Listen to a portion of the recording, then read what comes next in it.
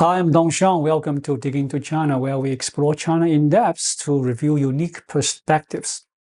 When discussing the possibility of the CCP's downfall, many people instinctively dismiss the idea as unrealistic. This reaction is understandable because most of us tend to think about the regime change through the lens of an armed uprising. The conventional belief is that whether it's the fall of the dynasty or the collapse of a dictatorship, the decisive factor must be the emergence of an armed force beyond the dictator's control, one that ultimately overthrows the regime. This armed force could stem from desperate people rising in rebellion or from foreign intervention such as the United States. But if we stick to this mindset, the CCP's downfall seems like nothing more than a distant fantasy. For one, an armed rebellion is nearly impossible today. Setting aside the difficulty of acquiring weapons, modern scientific advancements have largely eliminated the threat of mass starvation.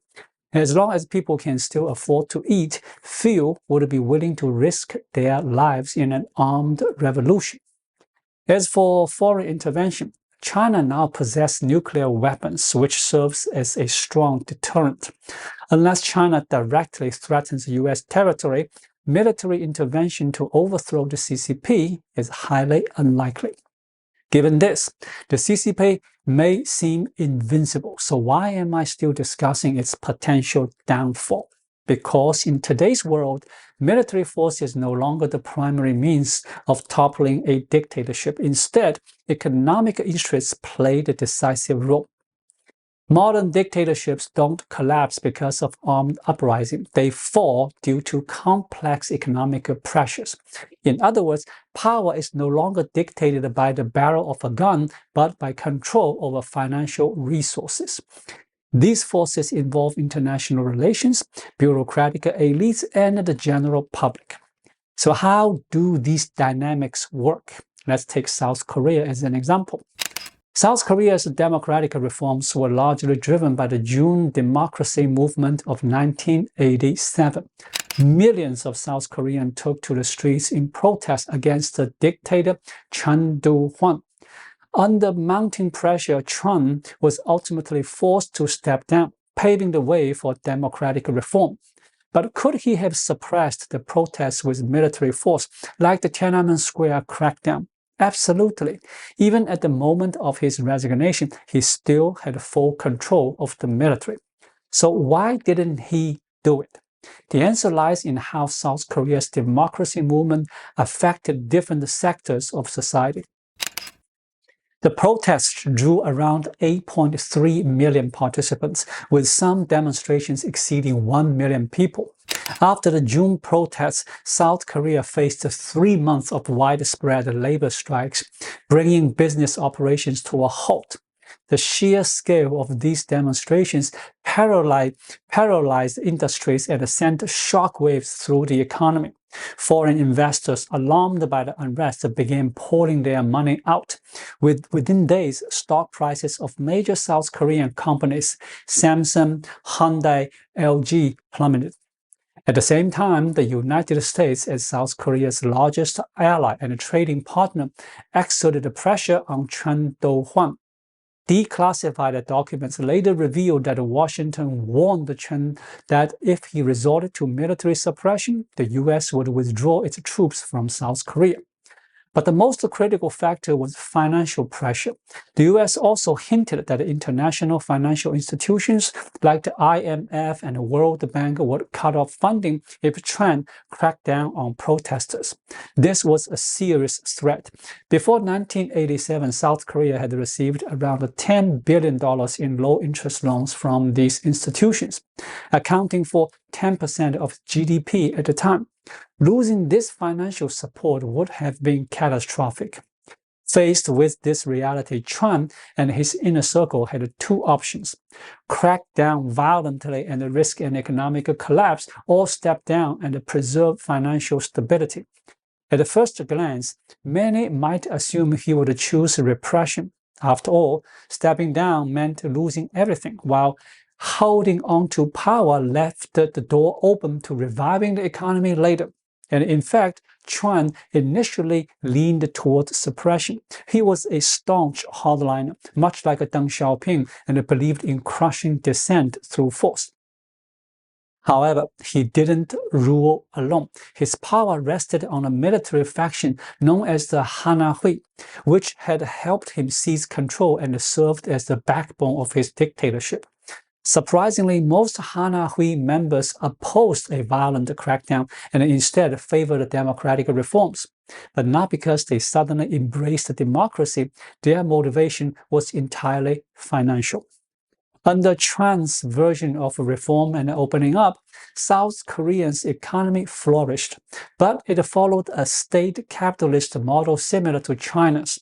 The country's largest business, the chaebols, were deeply entangled with the bureaucratic elite.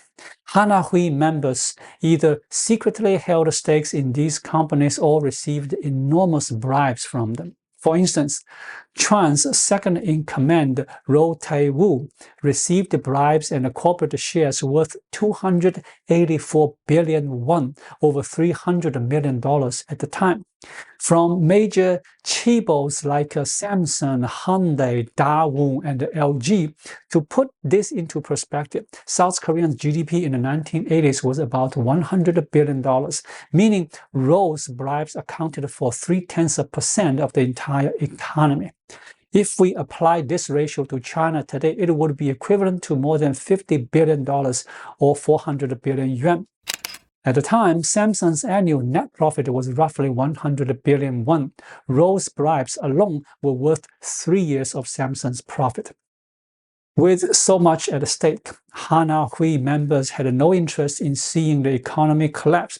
If Chuan insisted on violent suppression, businesses would fail, foreign investment would dry up, and their wealth would be wiped out. Even beyond the military elite, opposition to repression extended to Chuan's ruling Democratic Justice Party. The party relied on chaebol donation for funding salaries and operational expenses. If the economy crumbled, even lower-level officials would be left struggling. Ultimately, Chuan Do-hwan had little choice. If he chose suppression, the economy would collapse, his supporters would abandon him, and his dictatorship would still be at risk. By stepping down, he lost power, but ensured that the South Korean's economy remained stable, preserving the wealth of his inner circle. On the surface, a state capitalist system seems straightforward. Officials control enterprises. Business owners must obey authoritarian leaders, and whichever company the dictator favors will thrive while others struggle. These businesses in turn exploit people, funneling massive profits to bureaucrats. However, these same officials are also, in a way, held hostage by the very enterprises they control. Under Chuan Do-hwan, South Korea's business and bureaucratic elites became deeply intertwined, sharing both prosperity and a potential downfall. So when mass protests erupted, the government split into two factions, hardliners led by Chuan himself and the reformists led by Roh Tae-woo. Unlike Chuan, the reformists opposed a brutal crackdown. They calculated that even if democracy took hold and anti-corruption efforts followed, public anger would focus on Chuan alone. If he was ousted, they could protect their wealth and remain in power. So why not compromise? Beyond self-preservation, some ambitious figures even accelerated Chuan's downfall. Roh Tae-woo was the prime example. He didn't support democratic reforms out of principles. He had a grander plan, one so bold that calling it just a plan would be an understatement. From Roh's perspective, democratization wasn't a threat, it was an opportunity. Even under a democratic system, his party still held a prestige. And with one person, one vote, he believed he could win elections, something he later proved true. By backing reforms, he could replace Chuan and elevate himself from second-in-command to the highest office. Winning an election would not only protect his wealth, but also cement his legacy as a national leader and a so-called hero of democracy.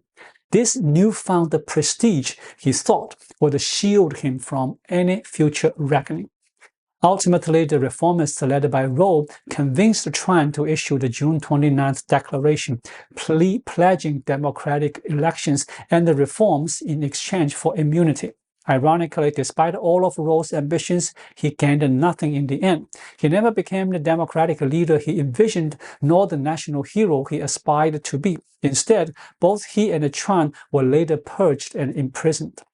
South Korea's transition to democracy is just one example of how dictatorships fall, and it offers insight into how China's own democratization might unfold.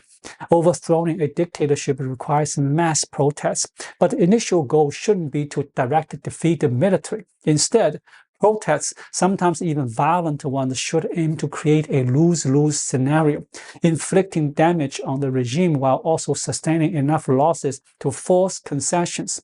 The key is to pressure the ruling elite, making it clear that if they refuse to step down, the entire system will collapse with them. At the same time, reformers must strategically appeal to the conscience of some officials, exploit the ambitions of others, and leverage their desire to protect their own wealth to drive change. Modern democratic movements have, in many ways, come to resemble organized labor strikes. Their fundamental logic is similar. Just as workers strike against their employers, protesters in state capitalist systems like China and South Korea effectively strike against entire bureaucratic establishment. While demonstrations may seem directed at individual companies, these businesses are merely extensions of the dictatorship. Targeting them ultimately pressures the regime itself. So, how close is China to such a transition? While this model may sound simple, it requires key conditions to succeed. The most crucial factor in a state capitalist system like China is that the dictator and economic growth must become fundamentally incompatible. In other words, the people must reach a breaking point where they believe as long as you remain in power, we will never prosper. The ruling party's continued rule must be synonymous with economic collapse. Neither the Tiananmen Square protests in 1989 nor the White Paper movement reaches this point. At first glance, the 1989 Tiananmen Square protests resembled South Korea's June 1987 democracy movement. Both involved mass demonstrations and government splits between reformists and hardliners. However, back then, China's economy was not yet intertwined with the Communist Party's survival. The country hadn't even completed basic industrialization. Once the party embraced market reforms, the economy took off. After 1989, China's bureaucratic elite reaped enormous benefits from rapid economic growth, and many ordinary citizens also gained wealth from the reform era. Similarly, the White Paper movement was primarily about ending the zero COVID policy to restore economic stability. While Xi Jinping's authority was tied to that policy, it wasn't critical enough that he couldn't abandon it. So once protests erupted, he quickly scrapped zero COVID. Then the movement lost momentum. This is why past protests in China, despite their size, have never overthrown the Communist Party. It's not because the protesters lacked a weapon. It's because society had not yet reached the point where continued party rule meant guaranteed economic failure. But when will that moment arrive? I'd say soon. China is approaching a critical juncture. The key question is whether it can transition its economic model.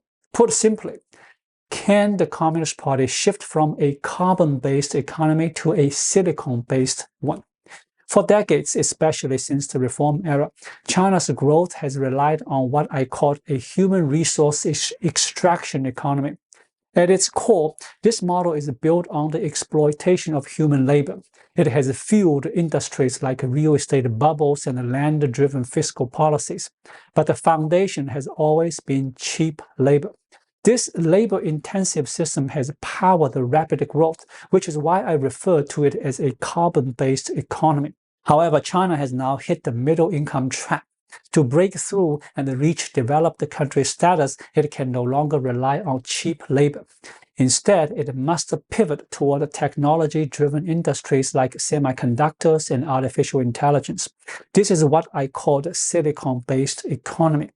Making this transition is far more difficult than the initial reform era. Many authoritarian states have successfully industrialized through human resource extraction. Taiwan and Chiang Ching-kuo, South Korea and Park Chun-hee and Chen Do-hwan, and others. But no dictatorship has ever successfully advanced a high-tech economy. Authoritarian regimes seem inherently incompatible with technological innovation. Transitioning to a silicon-based economy under a dictatorship is a challenge unlike any China has faced before. Xi Jinping is fully aware of this dilemma. Over the years, he has experimented with different strategies to push this transition. First, with common prosperity, and now with his great leap forward in electric vehicles. Some efforts have shown promise. DeepSeek and China's EV industry are notable developments. But whether these technologies can drive real economic growth remains uncertain. Despite the rising EV sales, China's economy continues to struggle with deflation and worsening unemployment. The Communist Party now faces a predicament similar to the Soviet Union. The USSR achieved technological breakthroughs and even competed with the US in the space race. But these advancements were state-driven and failed to translate into widespread economic growth. The Soviet economy stagnated despite its technological achievements. It never became a true silicon-based economy. Xi Jinping is racing against time. Over the past 2 years, China's economy has faced a sharp decline, leading to a surge in chaotic issues and rising public discontent. But how long does Xi have to keep making mistakes and trying to fix them? In my view, it could be as short as 3 to 4 years or as long as 7 to 8. It all depends on how effective Xi's policies prove to be, how much economic pressure the US and other Western countries can apply, and of course, how the Chinese public perceives the situation. Even though the Chinese Communist Party and Xi are struggling to manage the economy, Xi can still rely on propaganda to maintain control. By manipulating the narrative around the US-China relations and presenting an overly positive view of life in China, he can shift the blame for economic troubles onto external enemies like the US or other foreign forces. This high-intensity propaganda can buy time, delaying the moment when people realize that China's economic growth and the CCP's continued rule are fundamentally incompatible. But in the end, propaganda only postpones the inevitable. It can't solve the problem. The real solution lies in transitioning to a silicon-based economy. But I believe Xi is unlikely to achieve that. This is my take on China's potential democratization and my outlook on the future.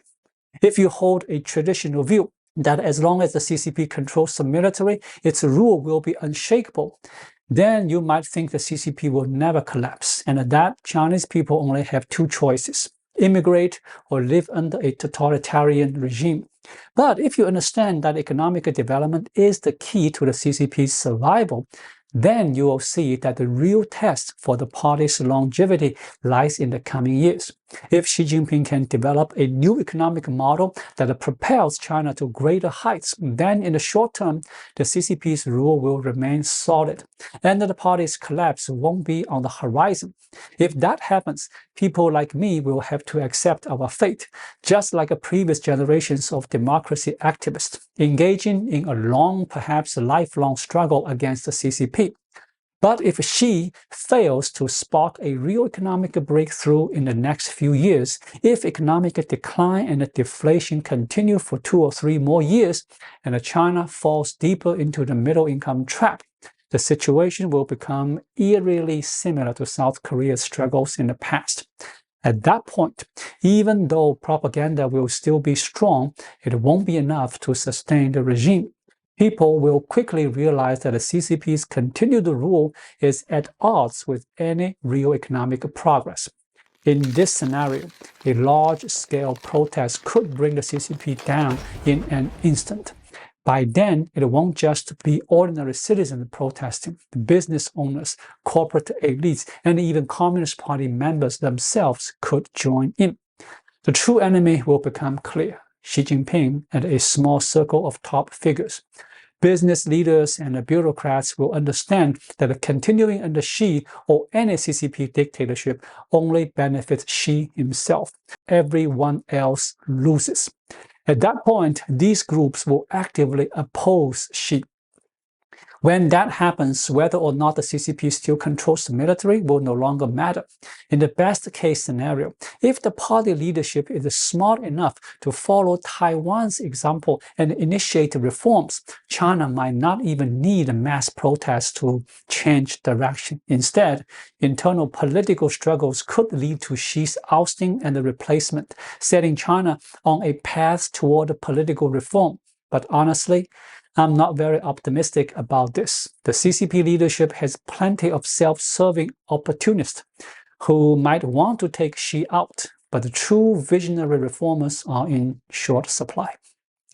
Thank you so much for watching. If you find this video helpful, please like it, drop a comment below, and hit the subscribe button right here. That really helps YouTube suggest my videos to others. I'll be back with more content soon. Until then, be well.